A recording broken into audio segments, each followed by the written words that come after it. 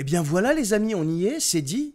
C'est plus du tout un tabou, hein. L'Union européenne impose des règles qui mèneront tranquillement au démantèlement d'une bonne partie du parc nucléaire français. Vous avez bien entendu, voilà. On va devoir très certainement fermer des centrales qui ne polluent pas, qui produisent de l'électricité abondante, stable, pas chère, parce que Bruxelles veut des éoliennes et des panneaux solaires chinois. Voilà comment ça se passe. Et après, on te parle de transition écologique. Mais de quelle transition vous nous parlez là? Non mais, vous prenez un pays qui produit une énergie décarbonée. C'est pas moi qui le dis, c'est la science. Vous lui imposez de tout foutre en l'air. Et vous remplacez ça par de l'intermittent, du fragile, du hors de prix, et vous appelez ça un progrès. Non mais, vous vivez où en fait? On est amené à dire qu'il y a un certain business derrière, il y a un certain intérêt pour vous derrière.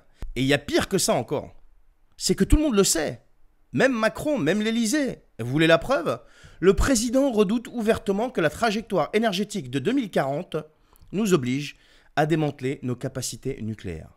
C'est lui-même qui le redoute et c'est lui-même qui ne fait rien pour empêcher ça. C'est ce qui se dit dans les couloirs de l'Élysée. Ben oui, mais bien sûr. Mais il va le faire quand même. Voilà, parce que Bruxelles l'a décidé et que la France ne décide plus rien. C'est aussi simple que ça.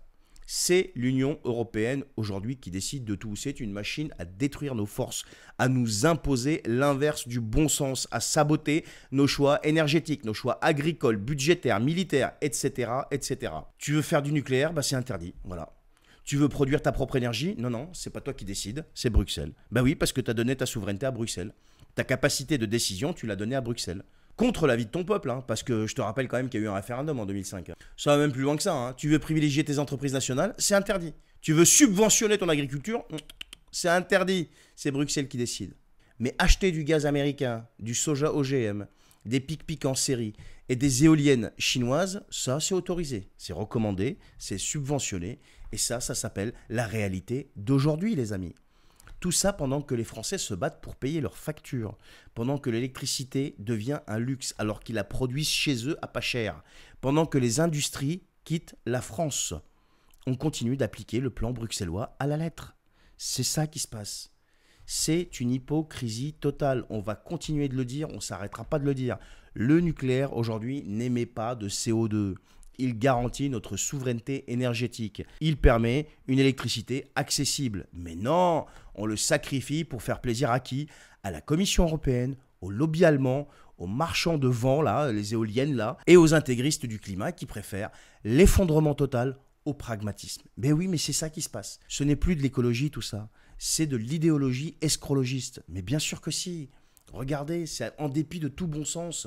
Et bien évidemment, je serais tenté de dire comme d'habitude, il ne faut pas compter sur les grands médias pour parler de tout ça. Pas un mot, pas une, c'est le silence radio total. Parce que le tabou absolu, c'est l'Union européenne. C'est le cœur du problème. Celui qu'on n'a pas le droit de remettre en cause. Bah oui, sinon on est tout ce que tu veux, qualifié de tous les maux de la planète. Je vais dire ce que j'ai toujours dit, moi. Tant qu'on restera dans cette prison technocratique, on va continuer de détruire ce qui fonctionne chez nous. On ne peut pas faire mieux pour continuer de tout démolir, enfin ce qui reste. Ben oui, parce qu'on sera condamné à payer plus cher, à produire moins, dépendre des autres, s'enfoncer dans la décroissance, nous empêcher d'adopter nos propres règles, de prendre nos propres décisions tout simplement. Il faut sortir de cette spirale infernale. Et pour ça, il n'y a qu'un seul mot, il s'appelle Frexit. C'est tout.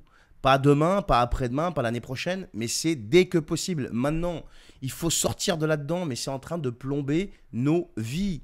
Regardez la preuve.